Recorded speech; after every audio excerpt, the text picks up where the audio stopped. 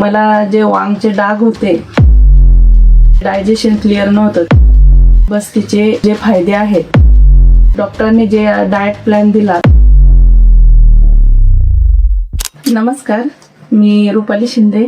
मी नाशिकवरून college रोडवरून आहे आणि सत्यम हॉस्पिटलचा ॲड्रेस हा माझ्या मिस्टरांनी त्यांच्या मित्रांकडून मिळाला आणि आम्ही त्यांना भेट दिली.